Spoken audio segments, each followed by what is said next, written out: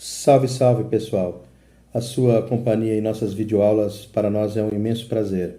Eu espero que o saber seja por nós compartilhado, proporcionando a formação e conscientização de seres humanos históricos sociológicos, engajados na missão de construir um mundo melhor para se viver, enfrentando e mudando as difíceis realidades surgidas no cotidiano.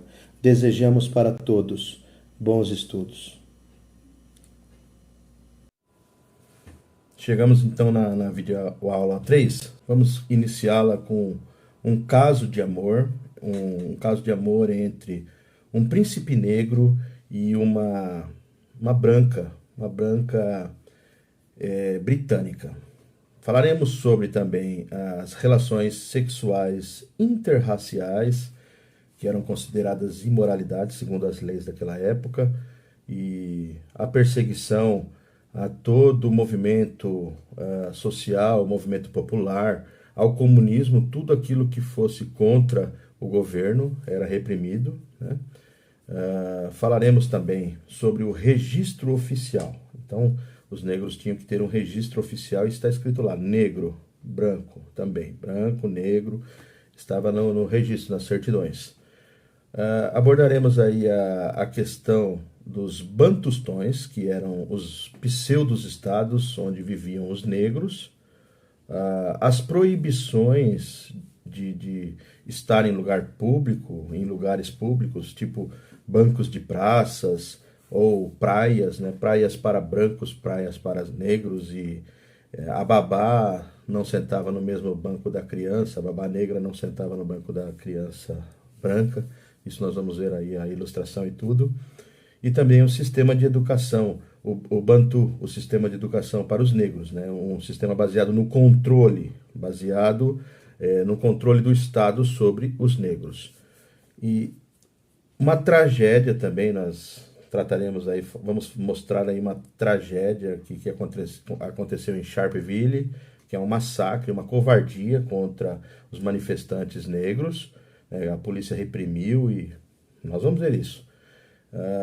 E no final das contas, ainda a culpa caiu nas costas dos comunistas, né? Sempre assim, né? Mas não. Eles estavam apenas manifestando pacificamente e a polícia reprimiu duramente e houve muitas mortes. Foi um massacre, realmente. Também isso ocasionou que a prisão de Mandela, né, e dos seus companheiros como considerados terroristas. Infelizmente é assim. Qualquer levante popular, qualquer manifestação era duramente reprimida pelo Estado. E aí a culpa ainda caía naqueles que estavam manifestando, os baderneiros, né? Sempre acontece isso também, até hoje, né? O Estado impõe e sanções e duras realidades para que a gente viva, e qualquer levante, qualquer movimento, qualquer união do povo, aí ela é reprimida. Os professores apanham, passam, né, os cavalos em cima. Isso a gente tem visto, né? Os sem terras tomam tiro de borracha, fere o olho, enfim. É isso que acontece, né? Tentou se levantar contra o Estado, né, que representa, que é o nosso representante, aí a borrachada. Mas nós vamos ver isso nessa videoaula. Bom estudo para nós.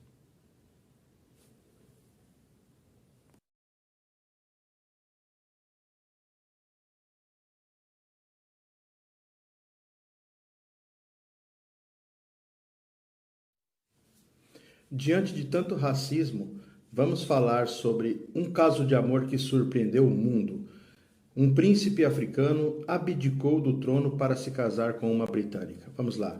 Na década de 40, Seretse Khama sabia que se tornaria um rei da tribo Bamangwato, difícil de falar, né? Do protetorado britânico de Bechuanalandia, difícil também, atual Botsuana, no sul da África.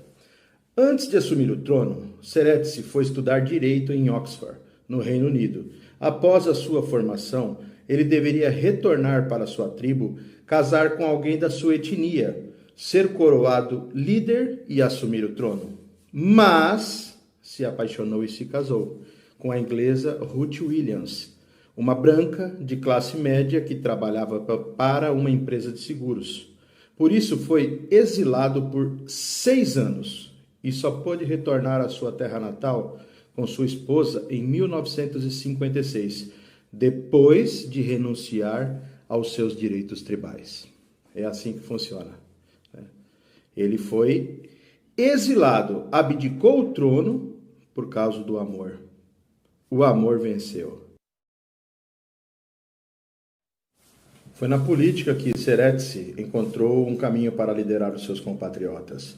Ele percorreu todo o país e fundou o Partido Democrático de Bechuanalândia.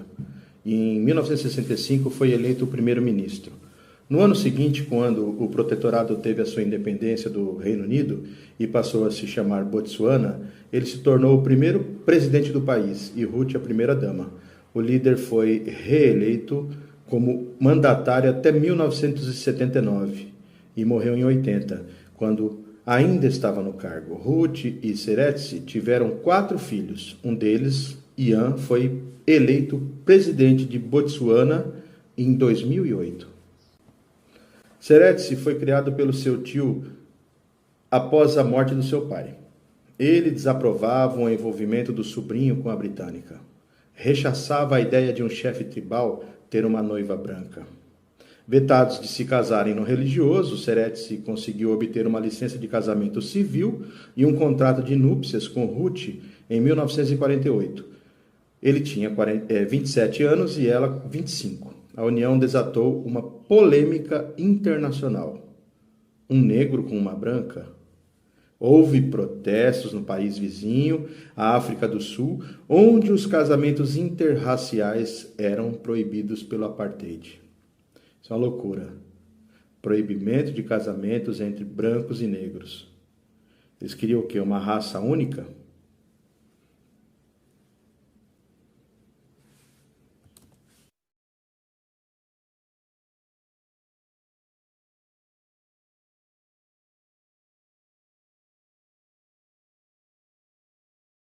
Em 1950 foi efetivada a lei, que as relações sexuais interraciais seriam atos de imoralidade.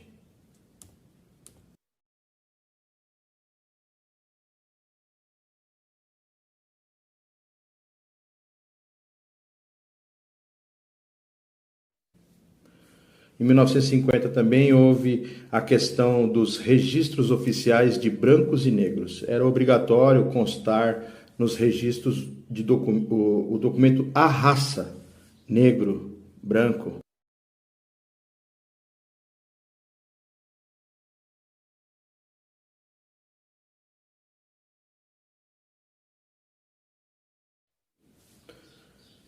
É importante também lembrar o tempo da Guerra Fria, né? Houve uma onda de perseguição ao comunismo e com o fim da Segunda Guerra Mundial, em 1945, 2 países prevaleceram como potências mundiais, econômicas e bélicas, né? Os Estados Unidos da América, representando o capitalismo, o sistema capitalista, e a Rússia, representando o comunismo.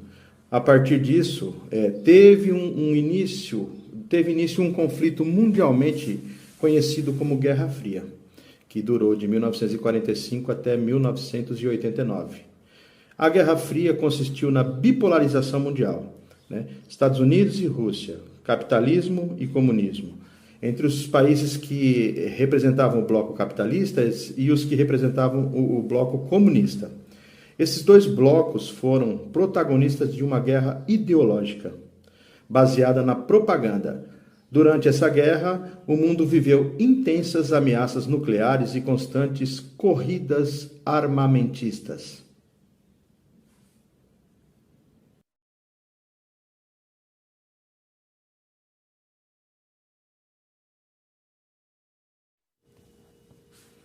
Em 1951, vamos aqui falar sobre os Bantustões, que eram pseudos-estados. Eles foram pseudos-estados de base tribal, criados pelo regime do apartheid na África do Sul, de forma a manter os negros fora dos bairros e das terras brancas.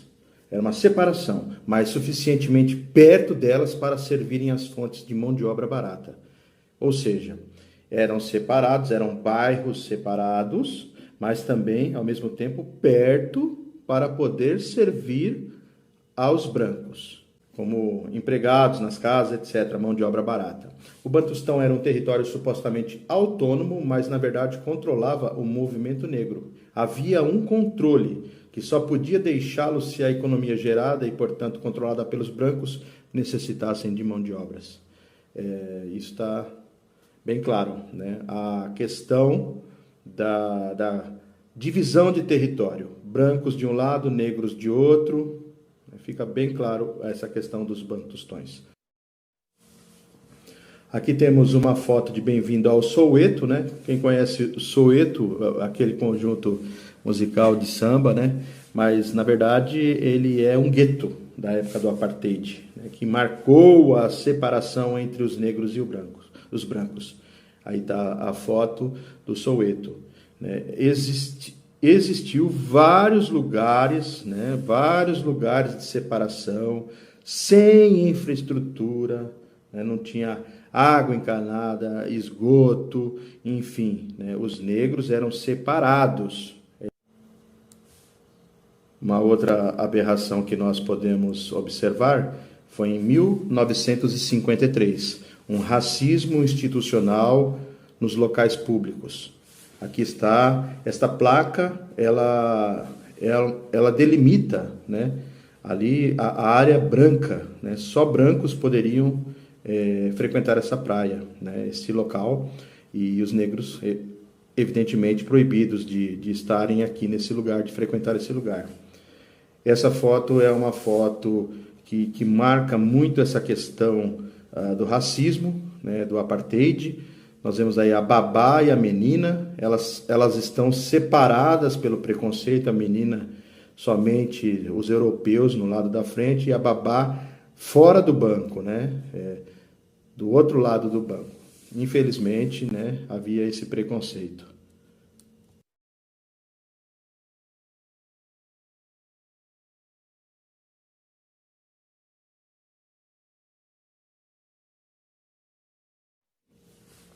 Em 1953 também é criado o Bantu, um sistema de ensino segregado. Um ensino, uma educação para negros e outra para brancos. Não era uma educação para todos, era uma para cada um. Vamos entender um pouco como funcionava essa questão. O ato da educação Bantu, educação diferenciada para crianças negras e brancas. Grandes repercussões no cenário internacional. Essa legislação fixava os lugares de pertencimento de todos os grupos sociais, os trabalhos que cada um podia realizar e o tipo de educação que cada um podia receber. Então, havia uma educação para os brancos, os dirigentes, né? E havia uma educação para os negros, né? Os serviçais. Era assim que funcionava. Essa educação era uma educação classista. Era controlada pelo governo automaticamente e essas escolas negras, olha esse detalhe, só eram financiadas se aceitassem esse currículo, né? O conteúdo programático, o currículo escolar, se aceitasse a discriminação racial. A educação de cada criança sul-africana nos anos 70 custava ao Estado 1/10 da educação de cada criança branca. Então, havia 10 vezes mais de investimento para os brancos e os negros eram deixados de lado nessa educação. E em relação à educação superior, quase impossível para os negros. Para os brancos, as melhores universidades e para os negros, né, preparar para o trabalho. Braçal ainda por cima, né? Vitor Paro é um grande educador brasileiro, né, e ele fala sobre isso, né? Ele tem um artigo que fala assim, parem de preparar para o trabalho. Né? Ele entende, né? Nós entendemos que a escola ela tem que preparar para a vida e para o trabalho, né? Não apenas para o trabalho, para a vida, para formar um ser humano melhor. Então, a educação, ela transforma vidas, né? Ela transforma vidas e vidas transformam o nosso mundo.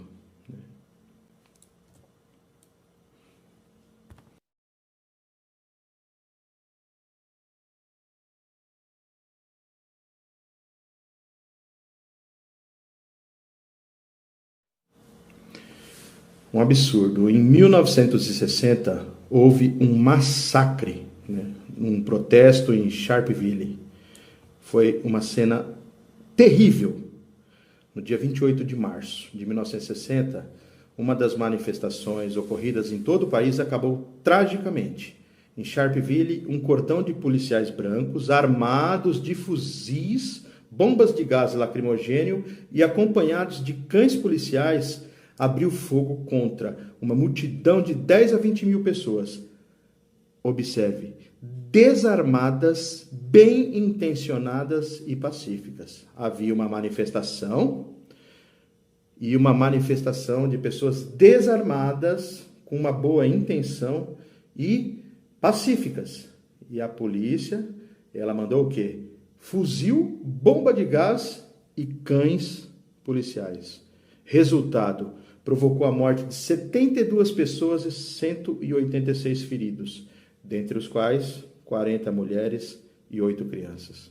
Então, é assim que funciona? Você vai se manifestar o seu direito, e aí, o que o governo faz, a polícia faz? Ele reprime o seu direito. Aqui não. E manda fuzil, bombas e cães. Um massacre. E pior do que isso, o governo atribui a culpa aos comunistas, né? Quer dizer, havia uma manifestação pacífica, com mulheres, crianças, enfim. A polícia reprime, mata dezenas, centenas de pessoas ali, né? Fere centenas de pessoas, mata muitas pessoas, e aí a culpa ainda é dos comunistas. Veja bem, como era de se esperar, o governo atribuiu essas manifestações a um complô comunista e baniu o PAC e o CNA. Nelson Mandela, Walter Sisulu e outros membros do CNA fundaram então um movimento clandestino, ou Umkhonto we Sizwe, a ponta de lança da nação. E o seu quartel-general em Rivônia, perto de Johannesburgo, foi objeto de uma operação policial em 1963, e após o processo apelidado de Rivônia, e os seus dirigentes foram condenados à pena de morte em Robben Island. Então é assim que funciona. Houve um protesto, vamos escolher os líderes, vamos buscar esses líderes, esses cabeças, vamos prender, vamos condená-los à pena de morte. Né? E isso, Mandela esteve preso durante 27 anos e eles só não assassinaram Mandela porque ele seria um mártir da causa. Né? Então, eles temiam isso também. Então, deixaram Mandela preso por 27 anos, inocentemente, porque estava lutando pelos direitos, pela igualdade racial em um país conservador, extremamente racista.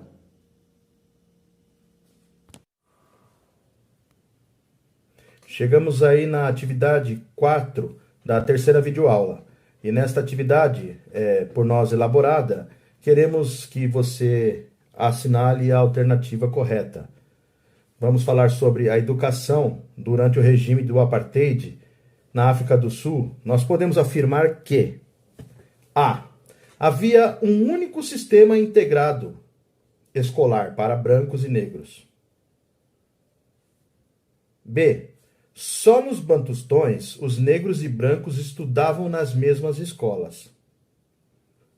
Alternativa C. Negros não tinham acesso às escolas. Na alternativa D, a educação era diferenciada para crianças brancas e crianças negras.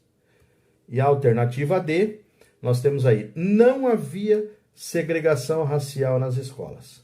Qual delas você acha que é verdadeira? Sobre a educação durante o regime do Apartheid na África do Sul, podemos afirmar que havia um único sistema, um sistema único integrado para brancos e negros. Falso. Havia um sistema para os brancos e havia um sistema para os negros. Alternativa B. Só nos Bantustões os negros e brancos estudavam nas mesmas escolas? Verdadeiro ou falso? Falso. Os brancos não moravam nos Bantustões. Os Bantustões eram locais isolados onde viviam os negros. Então, pode eliminar essa também.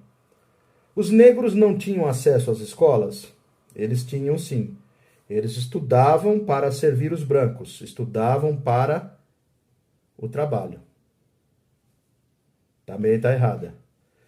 A educação era diferenciada para crianças brancas e negras? Sim. Então essa é a resposta correta, a alternativa D. E a última podemos eliminar, porque não havia segregação racial nas escolas. Falso. Então fica dessa maneira.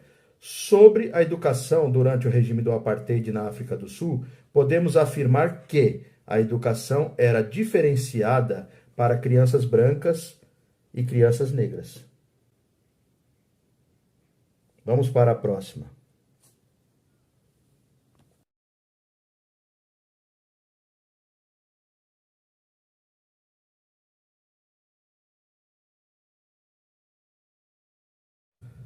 Na atividade anterior, nós falamos sobre a educação, o sistema de educação para as crianças negras. Nesta atividade, nós falaremos sobre os Bantustões. Essa questão foi por nós elaborada e eu espero uma resposta de vocês. Vamos para o nosso enunciado. Os Bantustões, criados pelo regime do apartheid, eram pseudos-estados de base tribal. E sobre eles, sobre os Bantustões, escolha a alternativa correta. Nós temos aqui 5 alternativas. A. Eram as escolas de alfabetização criadas para as crianças negras. Sim ou não? Se você disse que não, você acertou. Alternativa B. Eram territórios não pertencentes à África do Sul. Sim ou não? Também não. Eram territórios, os Bantustões eram territórios isolados dentro da África do Sul. Os negros é a terceira alternativa, alternativa C. Os negros não eram controlados nos Bantustões. Está errado. Por quê? Havia um controle. Os Bantustões eram locais de controle. Então, eles tinham um trânsito ali controlado. Alternativa D. Os negros residentes nos Bantustões não eram aceitos como fonte de mão de obra para os brancos. Então, quer dizer, os brancos não aceitavam aqueles negros que moravam nos Bantustões? Sim ou não? Errado. Eles eram a fonte de mão de obra dos brancos. Os brancos controlavam eles ali naqueles Bantustões, nos lugares isolados.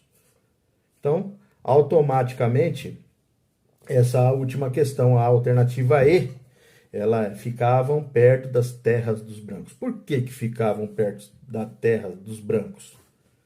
Para eles terem fácil acesso ao serviço. Os negros eram mão de obras dos brancos, então eles trabalhavam para os brancos, eram babás, eram motorista, porteiro, o que fosse para os brancos, né? Eram os negros. Eles trabalhavam para os brancos e moravam perto do trabalho, da casa dos brancos. Então, os Bantustões ficavam perto das casas dos brancos. Era um lugar isolado. Se você respondeu, então, alternativa E, muito bem. Chegamos ao final dessa videoaula e espero que tenham gostado. Este trabalho é fruto de nossas pesquisas para o estágio de Sociologia no ensino médio. Agradecemos a sua participação. Tem sido uma imensa satisfação compartilhar com vocês esses temas sociológicos. Não esqueçam de deixar o seu like, as suas sugestões e os seus comentários. As videoaulas continuam. Não percam a próxima. Esperamos vocês. Um abração. Até lá.